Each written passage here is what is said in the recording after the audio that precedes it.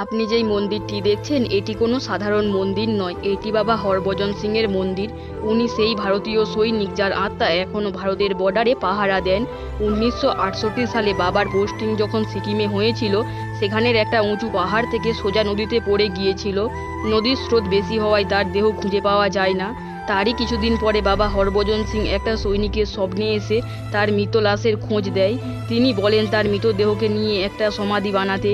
এরপর ভারতীয় সৈনিকরা সেখানে গিয়ে দেখে বাবার মৃতদেহ সেইখানেই পড়ে আছে। এরপর থেকে ঘটতে থাকে কিছু আশ্চর্য ঘটনা। বাবা তার সৈনিক বন্ধুদের স্বপ্নে এসে শত্রুদের খবর দিয়ে যায়। এমনকি চীনের সৈনিকরাও বলেছে তারা রাতের বেলা কোনো অদৃশ্য মানুষকে বর্ডারের পাশে পাহারা দিতে দেখেছেন। এমনকি এই মন্দিরের ভেতরে বাবার জুতো ও জামা রাখা আছে, কিন্তু মাঝের মধ্যেই তার জুতোতে ধুলো ও মাটি দেখতে পাওয়া যায়। কিন্তু এটা কিভাবে সম্ভব? প্রিয় দর্শক, কমেন্টে জয় বাবা হরভজন সিং অবশ্যই লিখবেন।